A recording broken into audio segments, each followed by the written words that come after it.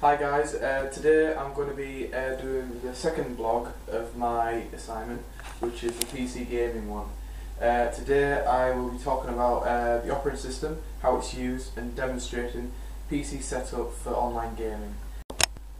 Right, the controls I'm going to be using today is the Setec X52 Pro, and it comes with two pieces. One's like for when you're flying, you can adjust your speed and all that. The other's like for controlling the actual plane itself, and I'll be using the brand new copy of Microsoft Flight Simulator X. Now the features on these controllers is like you can do everything with them. It's got adjustable colours, as you can see from the box. It's got 3D twist. You can program each button to do certain things, which I'll show you later when I'm installing it. It's got a dual spring on here, so it gives it more accuracy when you're moving and everything. It's got an interactive screen on here, like an LED screen, so you can time yourself while you're playing and all that. It's adjustable, so with this here you can adjust the size to your actual hand itself and stuff like that. Right, yeah, but the next thing I'm going to do is installing the actual controller itself. Now it's powered by USB 2.0, but to connect the two together, for some reason it's using an S-video cable. So this S-video cable plugs into the back of this one. It just plugs into there, and then the USB plugs into the back of the PC. I don't know why you can't do it from the front. You have to do it from the back. So that just slots in there.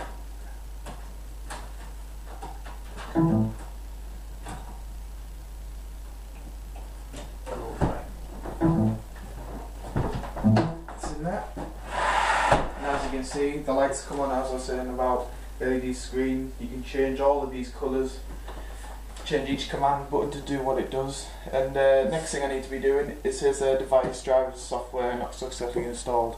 So you get, when you buy this, you get a copy of the drivers itself. So I'll just slot this in here.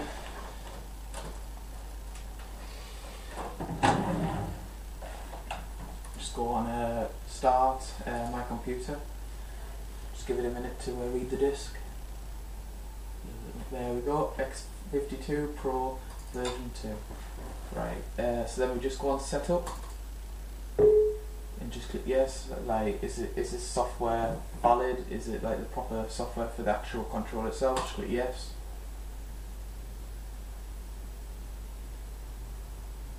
There we go. It's got the instructions. It's got the manuals, electronic manuals. It's got you can install the drivers from here. You can plus install the software, SST program software, so you can control all these commands on the controllers. Plus, with this disc, you get a demo of the flight simulation game. I've got the full game, so I don't need a demo.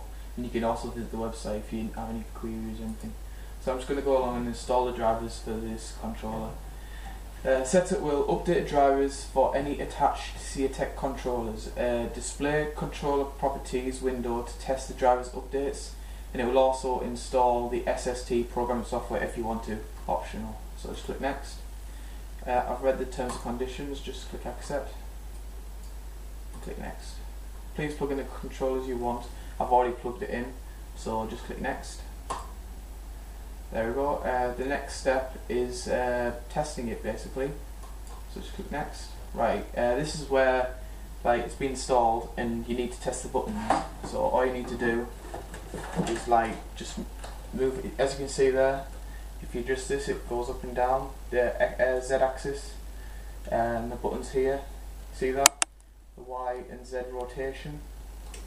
And these here, these are the little back buttons on here. And the slider there, and other buttons, and plus with your controller it does exactly the same. So you see there, X-axis and Y-axis if you turn it, and it does all that. It's also, the feature I like about this controller, it's got a little safe button to fire and all that. So yeah, it's got all that, and it's got a T1, T3 and T5. They're your viewing points on when you're on the game itself. So yeah, that seems to be working all okay. So what I'll do is I'll just click OK. Oh, plus, I was on about the colours. You can change the colours on here. You can like the fire air, you can change it to amber, which is, if you look on here, it's gone to amber. And if I go and change it to, I don't know, red, see it changes to red. So yeah, just all the only problem is you need to find like which buttons which can be a pain on. So yeah, that's alright. And also you can adjust the time as well, because if you look on here, it's got the live timing on there. So what you do is adjust clock 2. It will be that's right. Display local time. Yeah, that seems to be okay there. So it should just do it. There we go. Now it's just installing the direct output drivers. So yeah, what I'll do is once it's installed, I'm going to pause the camera. Once it's installed, I'll come back onto it. Right, the drivers are being installed here, and now it's just asking if you want to install the SST programming software, so you can adjust the command buttons if you want to. I'm going to install it just so I can show you how you adjust them and stuff. So there, it's just installing there. And again, it's going to take a while, so what I'll do is I'll pause the camera and come back to you when it's done. Yeah, the drivers have already been installed. The SST CATech programming software has been installed too. Now, when I've been trying to open the program, it doesn't work because the thing is with this controller is it is used for XP. As you can see on the box there, designed for Windows XP, and mine is Windows 7, so it just won't. It keeps on, the program keeps on not responding. I've changed compatibility and it still isn't working. So, but that software, when I open it, it allows you to change the buttons in here.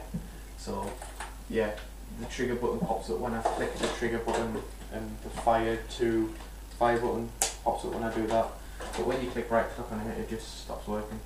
So yeah, that's a compatibility issue. Right, the next thing I'm going to talk about is the operating systems for the games. Now with games, the programmers tend to go for operating systems that are the most popular. For example, Windows. Windows is like the biggest operating system in the world. 95% of something use Windows. Right, yeah, with Apple and Linux, there's not many games out because for them operating systems, because there isn't a lot of popularity with them games itself. Like there's more popularity with Windows because everyone uses Windows. So the games developers will program the games for Windows. Right, the next thing I'm going to do is actually install the game itself. Now I've got a brand new copy of Microsoft Flight Simulator X there. It's games for Windows, so it will work on mine. Yeah, just remove the package. Now with certain games you get more than one disc. Now mine's got 2 discs because the programs on it are too big for one, so you get 2 discs. So I'll just go ahead and install. I'll just go ahead and put the first disc in.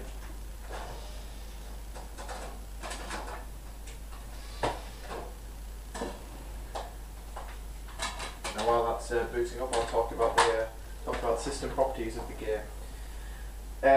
For this game, it says XP Service Pack 2 and Vista to run the game.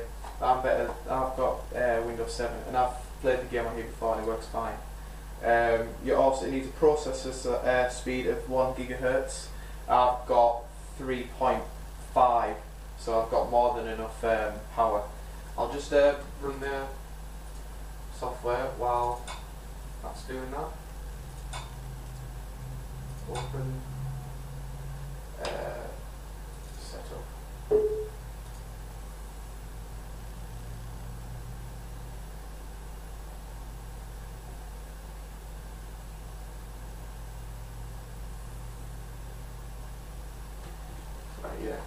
Another thing about the spec for the game is that it needs a size, the hard drive size, it needs a size of 15 gigabytes. Now in my PC I've got 1 terabyte. So I'll just show you my spec actually. Go on control panel, system. Yeah, as you can see there, it says the processor size you need.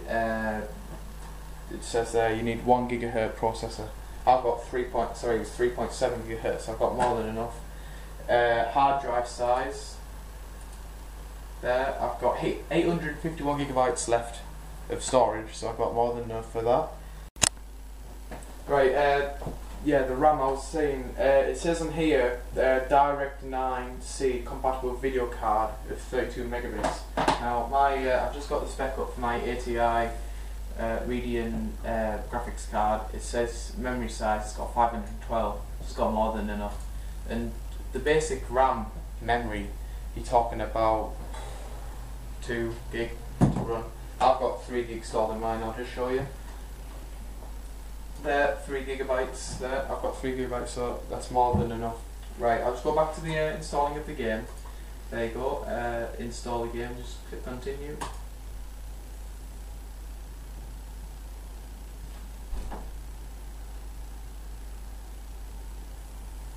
Right, there you go, it's just installing there.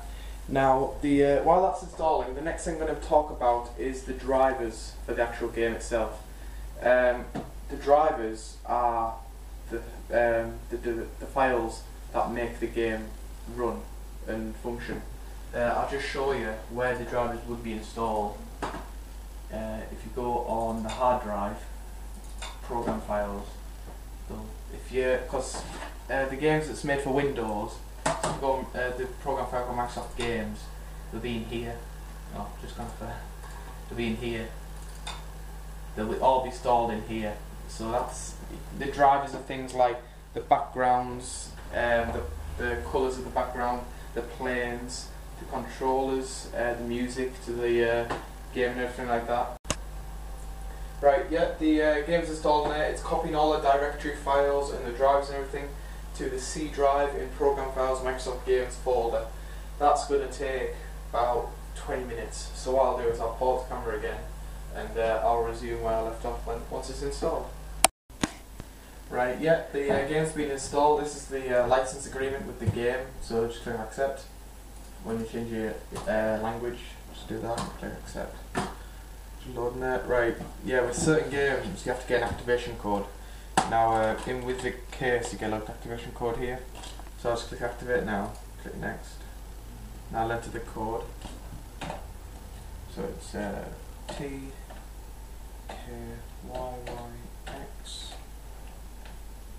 CH8DJ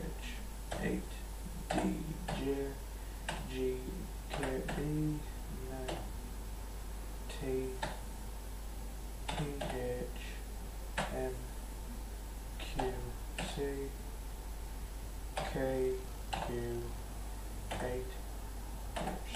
Yeah, that code is just to make sure that Microsoft know you've bought their game. It's like you're not downloading it illegally or something, so they generate the codes and it's linked with the game, so it's like not legally downloaded or anything. That's just looking at. Right there, it's just attempting to activate Flight Simulation X Online. So we're just connecting to the internet, seeing if the code's valid. I hope it is anyway. Yeah, it's found the code, so it seems to be okay there. Click finish. Yeah, it's just rendering the whole game now. There you go. Completing setup, generating scenery file index. That's like generating all the backgrounds of the pictures and all that. So yeah, shouldn't take too long. Right, yeah, the game's been installed there. Flight Simulation X, the home screen. I'll just go on the settings. Oh, there we go. You got sound now. I'll just turn it down a bit. Right, here you can change the graphical settings to suit the user's needs. So the graphics, you see the build decreasing in scale. If you want the graphics like minimum, like you can't hardly see them. But I want them like proper, like really good quality. Same with the aircraft, you can do the same with that. Really good quality. Scenery, if you want it like not a very good picture, just scroll down, but good. I want it all high. Just make the feeling of actually being there itself. The controls, yep, you can see here, sensitivity here, it's got the controller type, it's got my controller in there, so it's all programmed with the game itself. You can change the sensitivity of each axis, yeah, you can do all that. Oh, and plus, I was on about the controller. You can also have other controllers with them you don't even need this. I like it because I like the feeling of interactive, hands-on type thing. You can actually use a keyboard and mouse if you want to.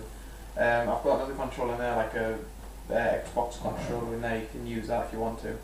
So yeah, here you can change buttons on the certain things, keyboard shortcuts, and what you can do on the plane. Yes, that's all that. You can see the missions. I've gone free flight, and just give that a while. These games, it does take a while because it's quite a big game. So just select your plane. Give it a minute. It's just loading. I'll go for that one. Okay. And just click and click play now. Right, yeah, I've just clicked play now. So what it's doing is just loading terrain data, like the weather, like, because I've made the graphics like high quality, it will take a while to render it all and get it all working. So what I'll do is I'll pause the camera, and once it's done, I'll come back. Right, the next thing I'm going to do on the game is online gaming. Now, online gaming is a massive thing with people who play games. Everyone plays online. You practice your skills with other people throughout the world. So I'm just going to show you how you would go about doing that. The first thing you need to do is actually allow the game to enter the firewall port. So what you need to do for that is go on the firewall settings. So I'm just going to type in firewall here. Firewall CPL. What this is, it's a directory to the firewall settings. Now what I need to do is allow a program or feature through the firewall. So I just click that. Change settings, and I'm going to tick Microsoft Flight Simulator. Right, so there, it was ticked before, so I'm going to make it public and tick it and click OK, because that means now the program can now go through the firewall and people, like, packets can come through that program. Right, so anyway, back to the game. What we do now is we go on multiplayer. Just click on that. Then for this game you need a Game Spy account. So I've just created one there while I was doing this. Just log in.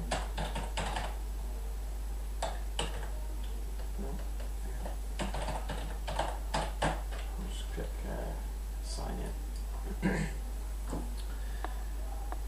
There we go. It's friends thing has popped up. It should come on. Right, there you go. Now these are all the people all over the world who are playing these games. Like you've got your ID name, you've got how many players are playing that certain, because you can get different maps on this. So how many people are playing a certain map, and then how, like, what airport they're at and stuff like that. So if I just click on his, so there it's loading. It should go on in a minute. And if that's alright, I'm just click OK.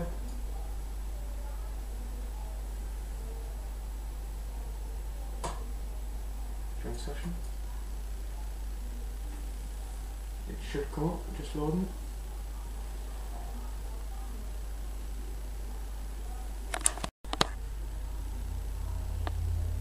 Right, there we go. I'm online here, so you can change your view and everything. I just set off here.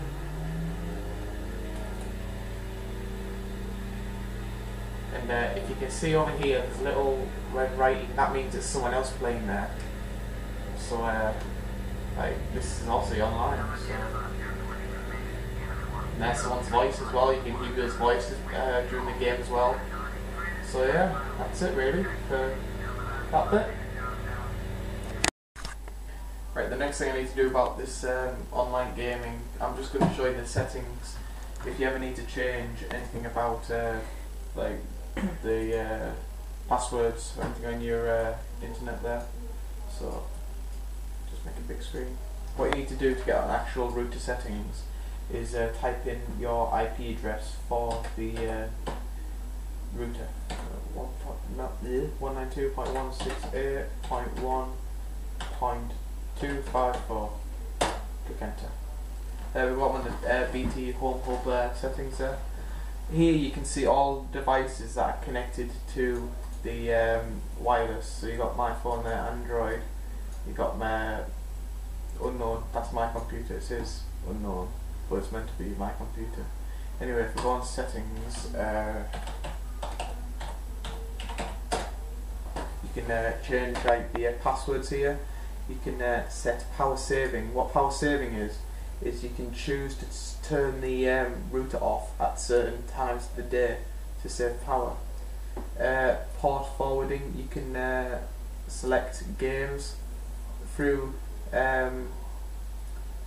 your hub, so you can allow access to the games, you can change passwords and all that.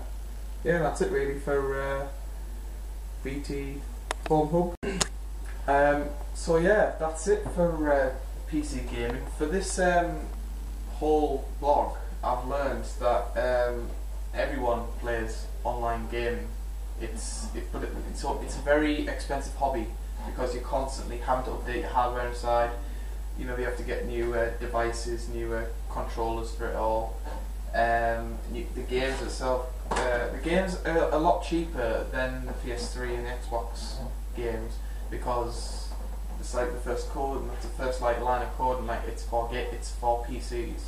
So yeah, but to code it for PS3s and Xboxes, you have to code it a bit differently because they run in a different way. I've learned about how to connect to the LAN because that is the first time I've ever used that game to connect to the internet. So yeah, that's it really. Yeah, thanks for listening.